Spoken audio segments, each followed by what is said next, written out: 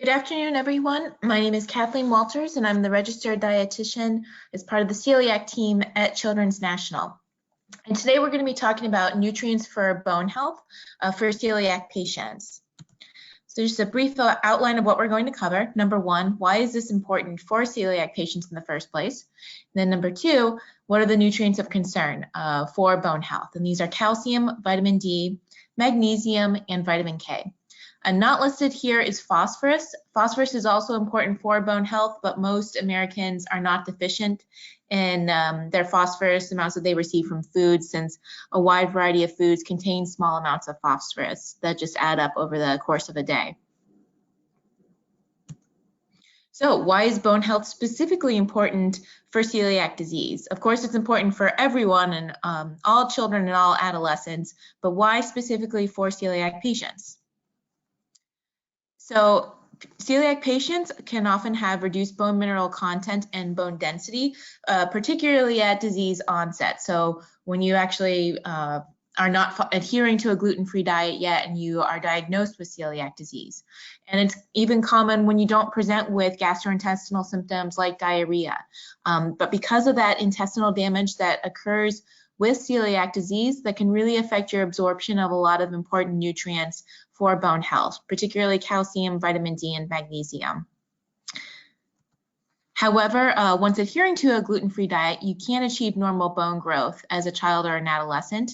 It's a little more difficult as an adult because we really reach our peak bone mass during childhood and adolescence. So from ages 9 to 14, we build about 40% of our peak bone mass, and by age 18 in girls and 20 in boys, we've reached about 90% of our peak bone mass. So really that childhood and adolescent time frame is the prime time to build up our bone density and maintain that throughout the course of a lifetime. It's also important because most Americans are deficient in these nutrients for bone health. So if you look at the dietary guidelines from 2015 to 2020, most Americans underconsume food sources of calcium, vitamin D, and magnesium. And for vitamin K, I think it's more mixed, but that also is, of course, a nutrient of concern. And a lot of Americans and celiac patients may not be getting enough of the vitamin K either. So let's get into calcium. What are the functions of calcium in the body? Of course, it's involved in the structure and development of our bones and teeth, but it also has a number of different roles as well. So it's involved in blood clotting, nerve transmission, and the other roles that you can see listed here. And it also protects against a lot of chronic diseases later in life. So there are a lot of health benefits just beyond in building our bone mineral density. What are the sources of calcium? So the first one that of course comes to mind are dairy sources, but also dairy alternatives. So things like low fat and fat-free milk are good sources of calcium. Cheese and yogurt products, whether they're regular yogurt or Greek yogurt, both are good sources of calcium, and powdered milk too. As I mentioned, dairy alternatives are good sources of calcium as well. So fortified dairy alternatives such as almond milk, coconut milk, hemp milk, flax milk, soy milk, as long as they're fortified with calcium. Oh, and it says green pea milk. I know it may sound a little strange, but it is also a very common milk you can find in stores like Harris Teeter. Whole Foods will often carry it, but I work in an allergy clinic as well, so this is a common one that kids will drink because it is a great source, again, of calcium, vitamin D, as well as other nutrients. So what are dairy-free and sources of calcium, and ones that are not dairy alternatives necessarily, like the almond milk and the coconut milk that I mentioned? Other sources would be soy products like tofu, nuts like almonds, seeds such as chia and sesame seeds. You can get calcium from fish with bones. So if you get canned salmon that actually has the bones in it, that's a good source of calcium, as well as oysters. You can also find calcium in grains. So a lot of gluten-free whole grains, such as Cheerios, any of their products really, or any of their flavors. Vans is another good source. They have a lot of different gluten-free whole grain cereal options that have calcium. So this is one of my favorites, Cinnamon Heaven, and it's a good alternative to things like Cinnamon Toast Crunch, which is a really popular brand among kids, but The Vans one offers a gluten-free and whole grain alternative. You can also find it in corn tortillas and other gluten-free whole grains like gluten-free whole grain bread and just other gluten-free whole grain products such as quinoa. Calcium is also in a wide variety of vegetables like those listed here. Of note about spinach and Swiss chard, although they contain calcium, they also contain binders that can actually limit our absorption of calcium. So they're not, though they have a wide variety of other nutrients that have beneficial properties, I wouldn't rely on spinach and Swiss chard as your main sources of calcium. So what are some ways that you can incorporate calcium in meals and snacks? I hear a lot of the time in our clinic that kids don't like drinking milk and they only have milk in their cereal, but that's not the only way that you have to do it. So you could start by adding it to a casserole or to a soup. So if you want to make like a broccoli and cheddar cheese soup, you could throw in some non-fat powdered milk to it to flavor it and to thicken it up and to add some extra calcium. One of my favorites is also making a hot chocolate using unsweetened vanilla almond milk. This is a recipe from the website Veggie Quest that has all kinds of vegetarian and vegan resources and recipes. But I do the unsweetened cocoa powder with stevia, just a non-nutritive sweetener, and vanilla unsweetened almond milk. And it's just a nice warm pick-me-up during the winter months. And it has a little bit of caffeine in there, so I can use that as an alternative to coffee. Another one of my favorites is making yogurt. So you do like non-fat Greek yogurt with cinnamon. Sometimes I'll add a non-nutritive sweetener like stevia, but sometimes I'll just use the natural sweetness of fruit. So adding in berries and topping it with some gluten-free whole grain granola where you can get some fortified calcium from there, or some nuts like almonds. And you can also make overnight oats using different kinds of non-fat plain or Greek yogurts, and that's a great way to get some extra calcium. Other ideas would be making a yogurt dip that you can use for veggies. So if you want to make a healthy version of a ranch dip, you can do that and dip baby carrots or bell peppers in it. Could be a good afternoon snack for kids. Or you could try pairing gluten-free whole grain crackers with cheese, or having a low-fat cheese, string cheese like the one pictured here as a snack. Or use a low-fat cheese on a pasta dish, or maybe lentils, or some kind of casserole. These are the recommended dietary allowances for calcium for every age group and for both sexes. But what does this really look like on a day-to-day basis? So for a toddler, ages about 1 to 3 years old, this is just a ballpark example of how you can meet your calcium needs. So you have calcium in Cheerios at breakfast and in the milk as well. You can get some calcium in quinoa and milk at lunch, have some from broccoli and mozzarella cheese at dinner, and also in some yogurt as part of a snack. For a 10-year-old child, looks very similar. You would just have larger portion sizes and maybe a little bit extra at some of the snacks. And same for a teenage girl. So you'd have some bigger portion sizes there and just incorporate some more calcium sources and some snacks. What about vitamin D? So vitamin D has a number of different roles in our body. It's important for the absorption of calcium and phosphorus. So without vitamin D, we can't effectively absorb calcium from foods. So you can be consuming enough calcium on a day-to-day basis, but if you don't have sufficient vitamin D, your body's just not going to absorb it efficiently. It also is important for regulating blood calcium, and it helps to bring calcium to our bones and teeth. Like calcium, it's also involved in a number of other roles aside from being important for bone mineral density.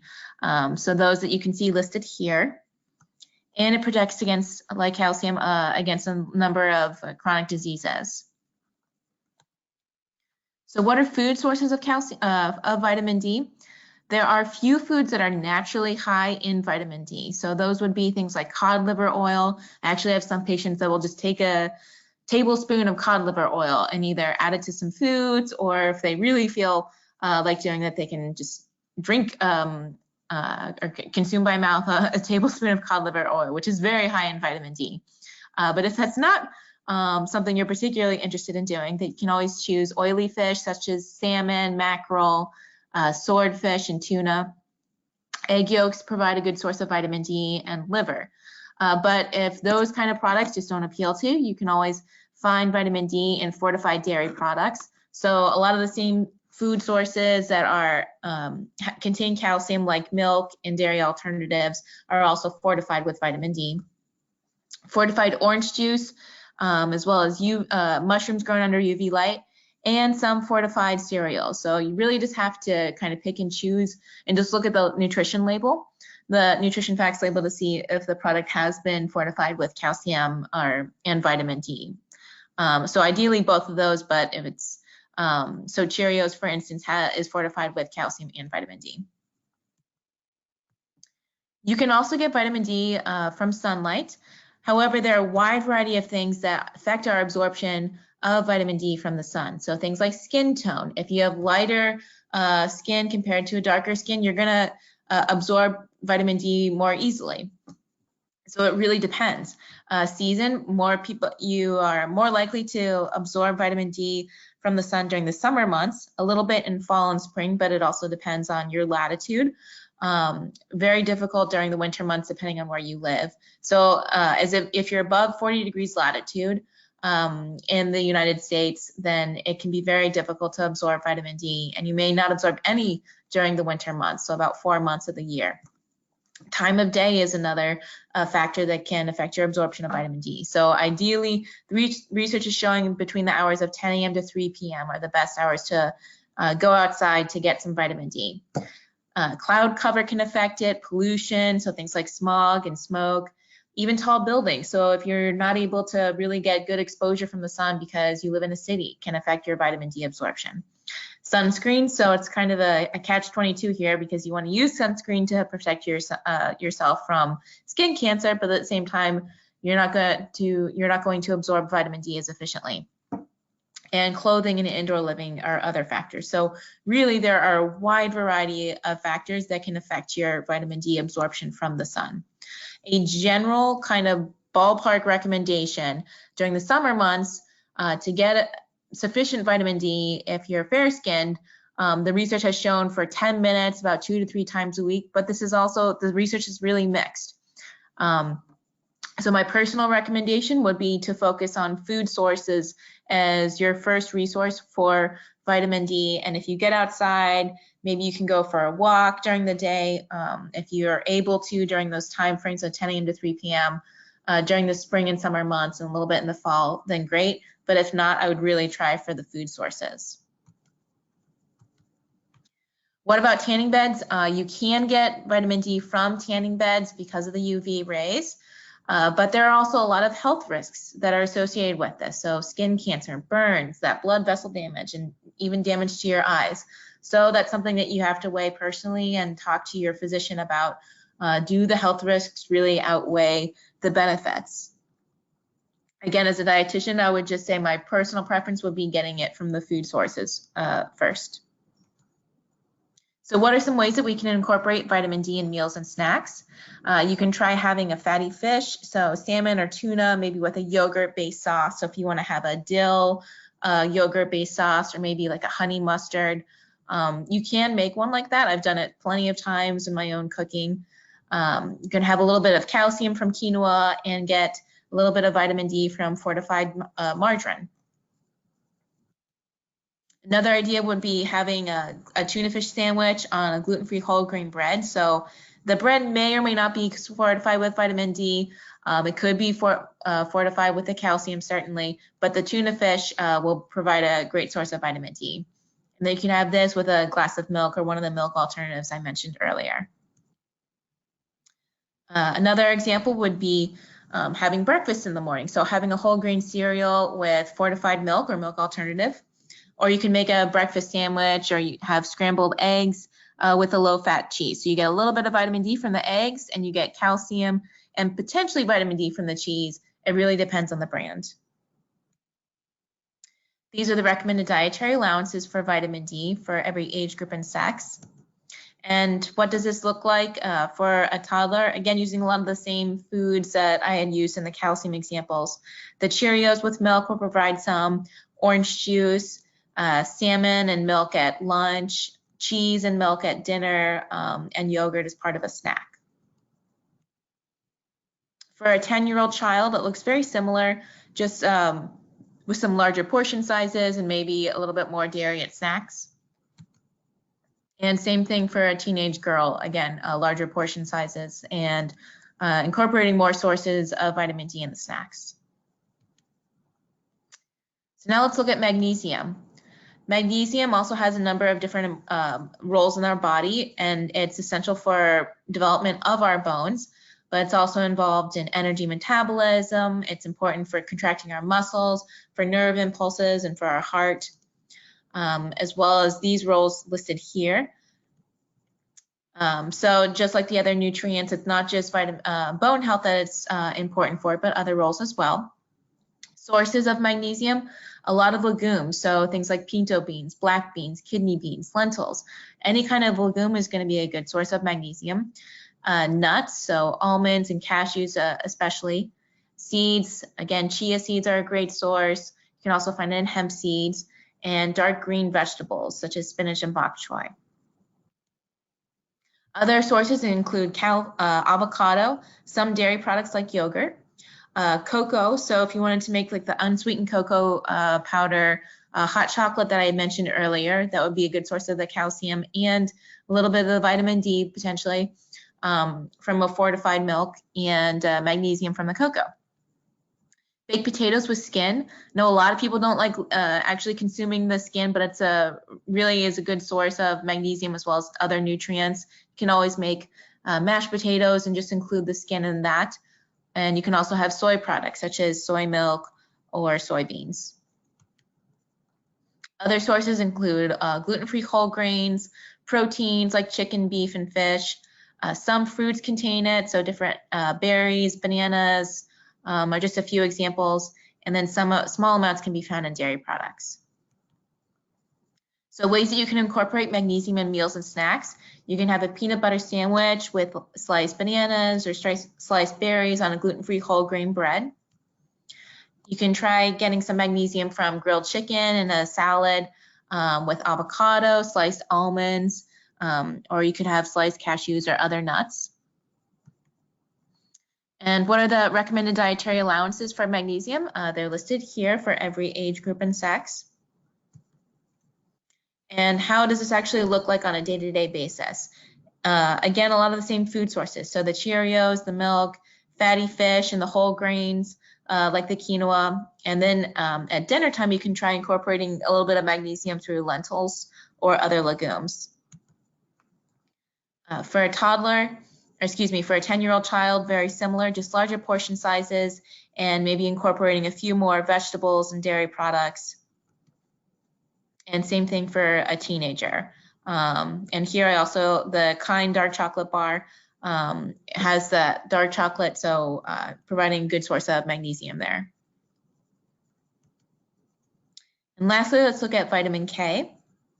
Vitamin K is well known for being involved in blood clotting, but it's also really important from our bones, and sometimes it can be overlooked. So we need it for the metabolism of our bone proteins like osteocalcin, but it's also important for decreasing our bone turnover, and it helps to prevent fractures. Sources of vitamin K. We make about half the vitamin K that we need actually in our bodies from bacteria in our GI tract, but we also can get it from food sources. So because we only make about half of what we need through our bodies, we need to include it in a wide variety of food sources. So dark green leafy vegetables like those listed here, so spinach and kale, the greens and lettuce are great sources. And dark veggies, so Brussels sprouts, broccoli, green beans, and okra. You can also find it in vegetable oils such as olive oil, canola oil, and soybean oil as a soy oil product. And you can find it in other veggies as well. And for other veggies, an example would be carrots. Other sources include pumpkin, a wide variety of nuts, soy products. So I mentioned soybean oil, but other soy products as well.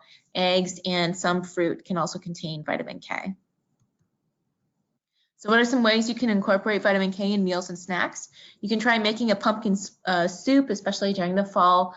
and winter season when you want to have something that keeps you nice and warm and cozy. And you can try adding in some powdered milk to that as well to get some extra calcium and vitamin D. You can also try making a kale and spinach salad, mixing in some different berries in there, some soy products with the edamame and other mixed berries.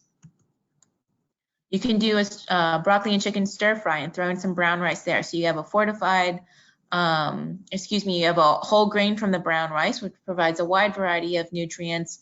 You get the magnesium from the broccoli, a little bit in the chicken and in the vegetable oil. Roasted Brussels sprouts. I like to do this with a pork tenderloin, but I like to make my own apple glaze for it. So I really am a fan of fall dishes. So this is more maybe of a fall dish that you can do, but a great source of vitamin K from those Brussels sprouts. And another one of my favorites, you could do a quinoa pasta or maybe a bean pasta in a pesto sauce. So using things like pine nuts, green peas, so a good green vegetable there, some vitamin K from the olive oil, some calcium from the cheese, or nutritional yeast is a good alternative if you want to go dairy-free. These are the adequate intakes for vitamin K. And what does this look like for a toddler? You really don't need much to meet your vitamin K needs. So for a toddler, it would only be a couple tablespoons of cooked broccoli, or you could have another kind of green vegetable, so green beans could substitute for that. For a 10-year-old, you can get a little bit from the salmon and a larger portion of the broccoli.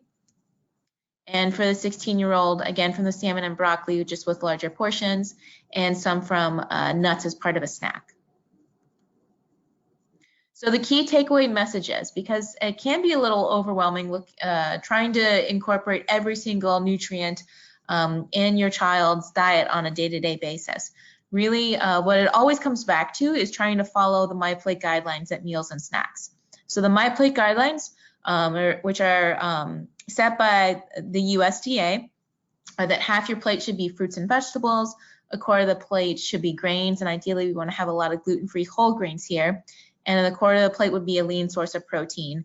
And then also including dairy products, so whether it's something that you're going to have as part of a snack or maybe to drink, also having dairy products as well. So water and some kind of dairy or dairy alternative as the main beverages. But as it says here, just including a varied diet. So choose from all the colors of the rainbow for your vegetables and your fruits. Choose a wide variety of lean meats as well as fatty fish. And including a lot of different gluten-free whole grains. So whether it's things like quinoa or millet, amaranth, just to name a few. So any kind of gluten-free whole grain is going to provide a wide variety of nutrients over refined grains that are more things like white rice and any kind of white rice-based pasta, which are pretty popular on the gluten-free market. But always, I encourage you just to come back to the MyPlate guidelines whenever you're trying to plan out a meal or snack for your child. And these are my references. And if you have any questions, you can feel free to email me at kwalters@childrensnational.com. So thank you so much for your time and for listening. And I look forward to speaking with you in the next webinar.